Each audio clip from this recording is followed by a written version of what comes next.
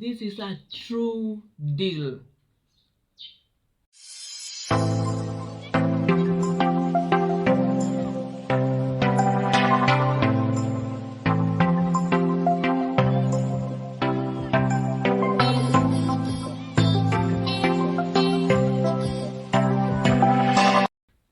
Hujambo mpenzi mtazamaji, natumai ubuheri wa afya.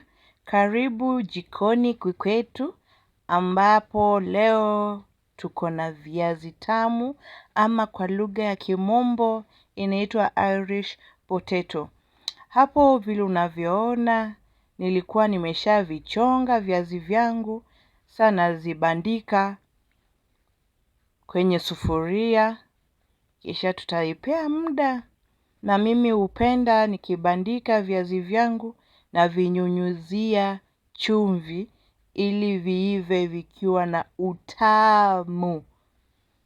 Nakumbuka usubscribe na ubonyeze iko kidude cha notification ili wakati ule nitakuwa na weka video mpya utafahamishwa. Karibu, karibu.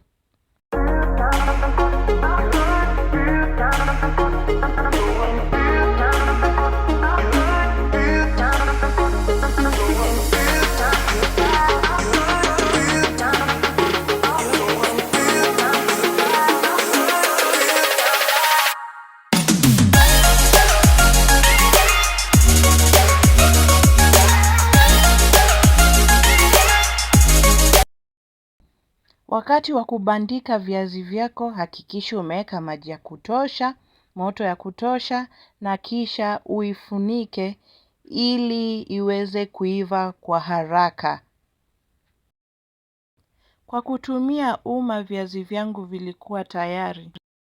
Kwa kuzuia viazi vyako visibondeke, unafahamishwa uvitoe kwa sufuria ama ufanye jinsi ninavyofanya kwa hii video. Kwa kunyunyiza maji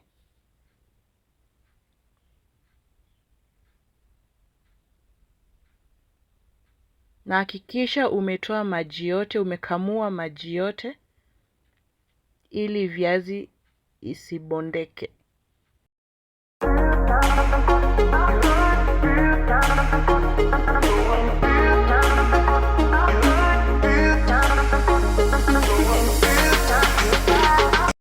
Wakati wa kufanyia viazi vyetu ukarabati ndio huu umefika. Unachukua viazi, kumbuka mafuta yetu yanafaa kuwa moto ya kutosha. Kisha unatumbukiza viazi vyako kwa ustaarabu mwingi. Kumbuka viazi vyetu vilikuwa vimeiva na ndio zisibondeke. Unaiweka kwa ustaarabu. Ukuwe mwangalifu sana.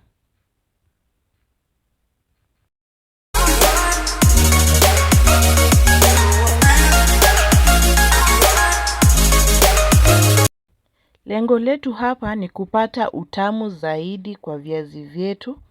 Kwa hivyo utaviacha tu vive kwa dakika kama 2 hivi. Maana mafuta inatusaidia kuvikausha ili kwamba unapovila kusibakie na uchafu mkononi mwako. Kama unavyoona hapa viazi vyetu vilikuwa tayari. Hiyo ilikuwa kikundi cha kwanza. Sasa ni wakati wa kuweka kundi ingine. Tutarudia utaratibu kama ule wa kwanza ili kuchoma viazi vyetu vyote.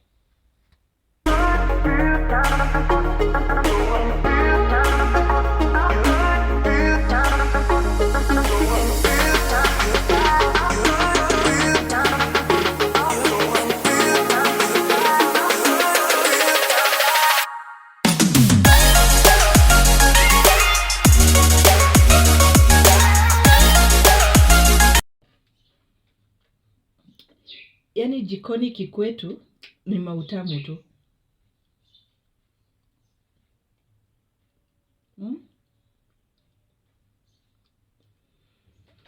Usisahau kusubscribe kwa hii channel, ndio nikileta recipe ingine utakuwa unapata hiyo video. Kwaheri, it was nice having you. Mimi wako Kikwetu. Bye bye.